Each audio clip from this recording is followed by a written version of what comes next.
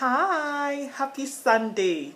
Hi everyone, this is Alma Duncan. I am a business coach, corporate trainer, and founder of the Fabulous Woman Network. It's another Sunday, and today I am reviewing the amazing book that we've been reading for the month. Just in case you didn't get the memo, the book is Perry Marshall's 80-20 Sales and Marketing. It is an amazing book, and in fact there is so much in it for us to learn as women in business, or new women in business, or if you're following this and you're not even a new woman in business, it is so applicable to all of us. Okay, so I know I say this about almost every book I've ever read, but this book is really a great business book, especially if you are new in business or if you really want to up your sales and marketing game. There were so many lessons, and because I am really limiting this video, I can't go into details, but there was just one point that I'm going to share about this book, and actually I'm going to be stating the questions that you should ask yourself before you sell to anyone. But before then, let me just tell you briefly about who Perry Marshall is. He's actually he's authored a number of books, including the sales and marketing book called 80-20 Sales and Marketing, and he's also an internet marketing expert. And you know, I followed him quite a lot in the past few weeks, I guess, because I've been reading his books. I've been curious about what he's doing and all, and his content is amazing. Just check him out for yourself, okay? So now, also about the 80-20 principle, there's actually another book which was written by Richard something, I forgot, but we popularly call it the Pareto principle. Now, when we apply that to sales and marketing, it says that 80% of your sales is generated by 20% of your customers. Let me take that again. 80% of your sales or your revenue in a business, in your business, is generated by 20% of your customers. Now, I know this is true, you know, obviously, because I've heard it over and over again. But for me to actually apply it to my business and see it as true, I was like, and what even made me shocked was the fact that, you know, often in business, or in my business, I would be chasing all sort of clients when there is that 20% that is giving me way more than everyone else. Why am I not paying more attention to that person? And look, if this were a longer video, I would tell you over and over again the many mistakes I have made focusing on people who are not giving me as much and are demanding my attention and all that, when there is someone else that they make one payment and you are sorted for months. It has happened to me so many times. And you know what? Let me say to all. The beautiful thing about this principle is that in every 20%, okay, so the idea is that 20% of your customers are giving you 80% of your sales. Now, even within that 20% of your customers, there is yet another 20% that is giving you 80% more within that same 20%. You get it? Okay, so I don't want to confuse you, just read it, because so basically it's saying that there's a multiplier effect. If you take 20% customers giving you 80% of your revenue, within that same 20% of customers, let's say now you have 20 people, right? Within that 20 people, there is also a 20% within it that is giving you yet another 80% of that 80% revenue you have already. And then within that same 20%, there is yet another 20%. So it just goes on and on and on till you get to the point where you perhaps have one or two customers who are like your top key customers. They buy and then your business is sorted. Now, I want you to read this book for yourself if you haven't read it already, you know, 80-20 Sales and Marketing by Perry Marshall.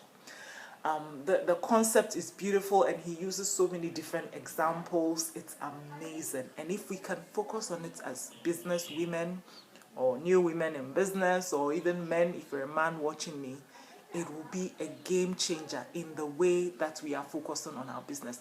Now, there are a few principles that he shared, or tips or questions that we should ask ourselves, and he calls it the 5 power disqualifiers. So these are, before you sell to anyone, you have to use a disqualification process to get rid of the 80% who won't buy from you anyway. You get what I mean? Okay, so I did an Instagram live, believe at the beginning of the month, talking about this, and I talked about racking the shotgun and everything. It's such a beautiful principle. Please go watch it on Instagram. For now, I want to focus on the disqualification process. And gosh, I wish I had known this earlier, because a lot of times we are trying to convince people who will not buy from us anyway. We do, we give them all the vibes, making them see that they really need our product and they should buy it. But before we go to that length of trying to convince someone to buy from us, let's ask ourselves these 5 questions according to Perry Marshall's book. The first question: do they have the money? So let's say you are trying to to sell $1,000 product, okay? Maybe 1,000 is too little. Let's say a house, and it's going for $350,000, because nowadays, where I happen to find myself in this country, that is how much houses are going for, right? So you are selling a house for $350,000, and then you approach someone. Maybe in your mind, the person is well-to-do because perhaps they have a job at a bank or something, and you think they are rich, whatever. Please, you really need to do your homework and find out, is this person capable of this $350,000? For instance, maybe if it's a banker, some banks we know give their staff mortgage. So you need to be able to tell, is his or her mortgage able to cover this? Don't just sell it to them because they wear a nice suit and they work in a bank. You have to really, really do your research well to find out, is this person able to buy this, or is this person able to afford a $350,000 house? That is the first question. The second one, which I love, and I wish I could really explain further, but if I do, this video will go way over. So yes, this is my way of telling you, please go and read the book. The second question is, do they have a bleeding neck? Do they need the thing so urgently, or do they desire it so urgently that money is not an issue? And if you've ever been in a situation where you've needed something so badly that they are actually selling it to you, the price that they are giving to you is so high, but you don't even you don't care because you really need that help. And this happens especially in an emergency, like when you need medicine or something. Anyway, I'm not going to go into that industry, but I'm just saying, if you're trying to sell to someone, ask yourself, do they have a bleeding neck? Do they really, really need it, or want it, or desire it so much so that they will pay? That money is not an issue. So that's the second question. The third question, I love it. Do they have the ability to say yes? And this is so true. Like, seriously, I wish I had read this book ages ago, because there's so many mistakes I've made in sales I wouldn't have made it. Because a lot of times here, we are speaking to someone, the person is nice, the person is saying, yes, oh, that's a great product, asking you all sorts of questions, but he or she is not the right person to say yes to you. No matter how nice this person is, they don't have the power to say yes. They may be able to say no to you, but not yes. Sometimes, for instance, you're speaking to the HR manager, trying to get them to buy a certain software for even HR purposes, but still, he's not the one to say the yes. The yes will still have to come from someone above him. I have been in HR before, so I know what I'm talking about. Yes, you can make all the recommendations to the manager and all, but the manager will still decide to say yes to whichever product he wants to say yes to. I have seen this so many times. So really, the third question you want to ask is this person able to say yes? Then, the other one, which I thought was really a good point, is, do they buy into your unique selling proposition, or we call it the USP. Okay, your USP is really what makes you unique from your other or competitors or other people selling the same product and services that you're selling. And there's really such a thing as, you know, people knowing you, liking you, trusting you, and all that, to be in order for them to buy from you. And so it's very important that you establish that relationship. Make sure they really want to buy from you. They feel that you stand out. They feel they can work with you and all that before you sell to them. That is very, like, you think about it. The people that you buy from, there is a reason that you buy from them. It's their USP. Maybe you don't think about it in that term, right? But this is also important. This is a very good question to ask. And then the final question: does it fit? It here being your product or your service, does it fit in their overall plans? So let's say, for instance, okay, what do I desire? One of the things I would love to have now is maybe a house on the beach somewhere, so, you know, I can just go there on vacations, or when I've made my millions. And, you know, making millions sometimes involves a lot of hard work, so I just want to go and rest somewhere by the beach. That is what I'm desiring, that I want a house by the beach. And then you come to me selling to me a house which is also nice, but maybe it's on the mountain somewhere, not overlooking the sea or the beach that I want. Even though you still have a house that you're selling, it doesn't fit into what I am desiring, or my bigger picture, or my plan. You get what I mean? Or perhaps you're selling to me a retirement home. Yes, as you can see, I have gray hair, so I'm thinking about all these things. No, I'm just kidding. But it's important to think about your retirement home, right? So let's say you are selling to me a design for me to build my retirement home. And the house is a 2-story building. But I'm thinking about retirement. At that age, I'm thinking I might not be as youthful as I am now in order to be able to be climbing all these stairs every day. So I might want just a 1-story. I want it in a certain way. Okay, actually, let me describe it so that God will get the message fast. So let's say I want a nice, cute house on a big compound with a lot of greens, yeah? And then you two, you are all over the place telling me about how you are giving me a mansion with how many rooms. That's not what I want.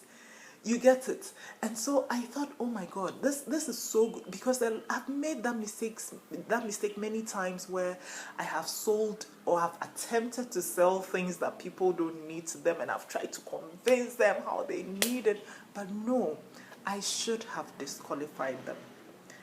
Please, not everybody needs to buy your product. We need to look, come closer. New woman in business, or if you're a man, or whoever you are watching me today, if you've watched me to this very point, then it means that you're interested in what I'm saying. Please, let's ask ourselves these 5 questions. I'll take them again. The first one: do they have the money? Second, do they have a bleeding neck? Third, do they buy into your USP? That's your unique selling proposition. The other one is, does it fit into their overall plans? And I think I missed one. Oh, yeah. Do they have the ability to say yes? If all these answers are no, or if even majority of them are no, then you know that person is not the right person to buy from you. Then you move on. Disqualify them and move on. By all means, that wonderful product or service you have has its audience. As salespersons or marketers or whatever it is that we call ourselves, as long as we are selling something, please, let's find the right persons who needs our products and services and sell it to them. So I really think this book is great. I'm thinking about doing even something more on it with my group, that's the Fabulous Woman Community. So if you're in, definitely you might hear from me regarding this book. I love it. Anyway, so that's it for me today. You know that I have to let you know and remind you that my group coaching for startups is coming shortly, actually. So in a couple of weeks, on 8th October, we are starting the next cohort. So this is where I get to interact with new women in business, to help them plan, execute, and achieve their business goals. We focus on your business goals. You come to me with 3 to 5 goals that you want to achieve within the 6 weeks. And I give you the accountability, I help you brainstorm, I help you dissect ideas, I push you. For some people, in the middle of the 6 weeks, we realize that their targets were too low, so we add more onto them, and they're able to achieve it, you know.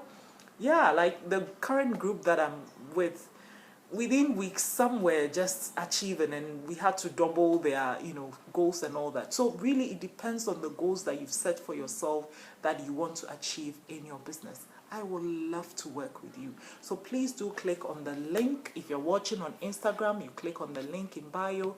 If you're watching on Facebook, the link is somewhere around. YouTube, the link is below as well. Or you can also give us a call. The number is +233 246 811 537. We meet over Zoom.